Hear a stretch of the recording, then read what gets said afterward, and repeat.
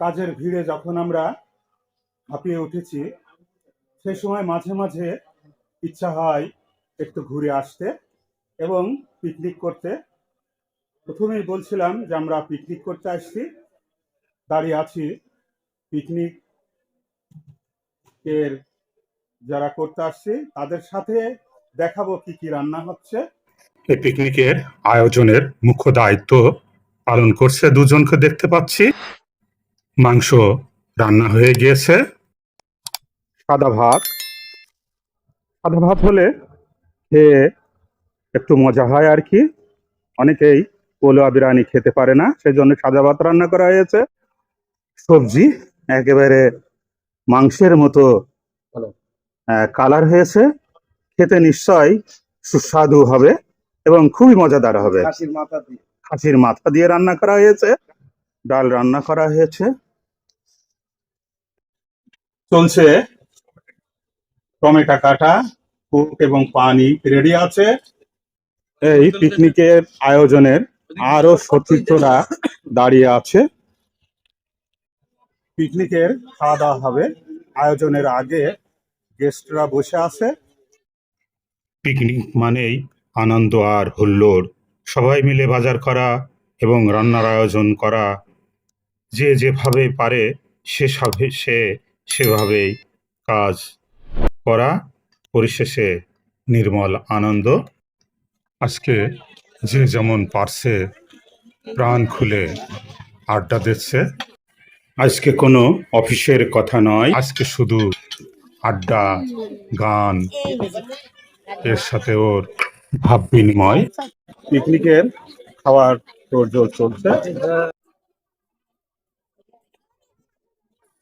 বসে আছে পিকনিকের সদস্যবৃন্দ, কিছুক্ষণের ভিতরেই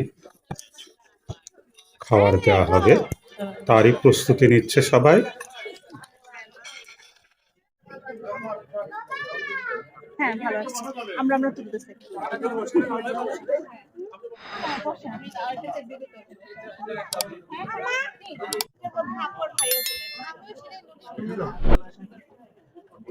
ভাই কিছু বলছেন আপনি? থাকেন একটু দাঁড়িয়ে। বলবো।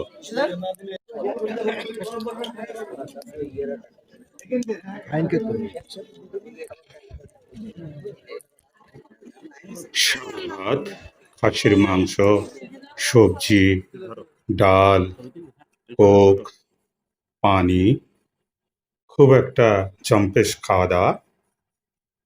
খেয়ে খুবই তৃপ্তি সহকারে খাওয়া যাচ্ছে। চলছে পিকনিকের খাওয়া দাওয়া।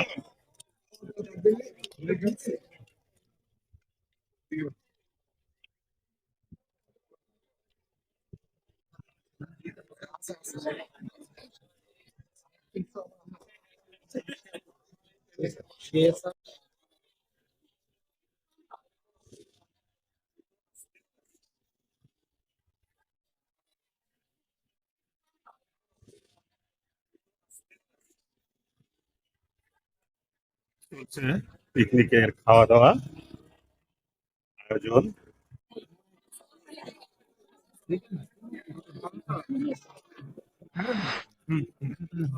সেজন্য আপনাকে একটু নিয়ে নিলাম। তুমি কাজ করো প্লিজ।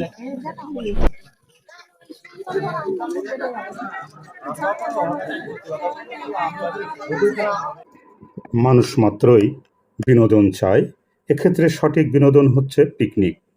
এই পিকনিকে প্রচণ্ড দুষ্টুমি, হাসি, ঠাট্টার ছলে অনেক কিছু গান, গল্প, অনেক কিছুই করতে পারা যায় এবং সময়টা কিভাবে কেটে যায় ভাবাই যায় না। মনে হয় যেন আরেকটু সময় থাকলে আরেকটু গল্প করা যেত। মাঝে মাঝে প্রচণ্ড ব্যস্ততার মধ্য থেকেও আমাদের একটু সময় বের করে নেওয়া উচিত, যাতে করে সবাই একসাথে মিলে পিকনিক যাওয়া যায়, পুরনো দিনের স্মৃতি রোমন্থন করা যায়।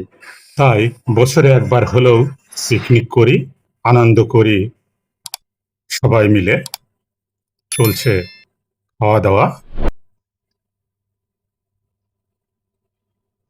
সবাই মিলে পিকনিকের খাওয়া দাওয়া করছে।